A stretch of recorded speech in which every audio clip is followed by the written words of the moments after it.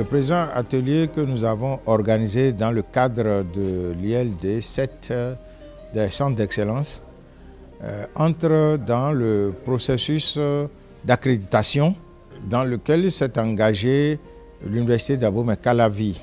à la faveur donc, des centres d'excellence. Alors, il y a eu entre-temps l'auto-évaluation. Le rapport a été envoyé au Haut Conseil à l'évaluation de la recherche et de l'enseignement supérieur en France, qui est l'agence assurance qualité chargée d'examiner l'Université d'Abomey-Calavi et de voir si le rectorat pouvait être accrédité à l'international. L'atelier s'est organisé en deux groupes après le lancement et un groupe s'est occupé des observations de nature factuelle pour relever quelques petites incohérences, quelques erreurs de forme qui ont dû se glisser dans le rapport des experts. Il s'agit par exemple de relever tous les éléments qui pourraient peut-être à des moments donnés susciter de l'incompréhension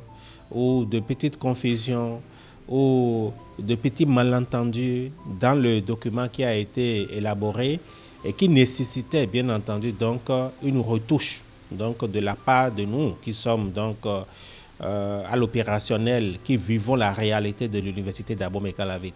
Donc des éléments de cette nature-là, que ça porte sur la grammaire, que cela porte sur les éléments donc, de style, les éléments de la syntaxe, voilà, donc des éléments de sémantique, des éléments de forme, de n'importe quelle nature, des éléments de vocabulaire. Donc tous ces éléments, nous les avons donc énumérés, nous les avons identifiés, énumérés et nous avons proposé donc des corrections en lieu et place de ce qui a été déjà proposé dans le rapport d'évaluation institutionnelle de l'Université d'Abomey-Calavi. Un second groupe s'est occupé des observations de nature stratégique afin de voir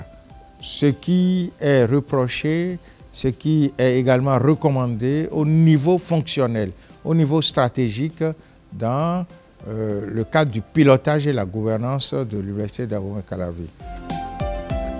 Il a consisté en fait à analyser domaine par domaine, référence par référence, les observations du HCRS sur notre rapport d'auto-évaluation. Nous avons donc donné nos points de vue, des explications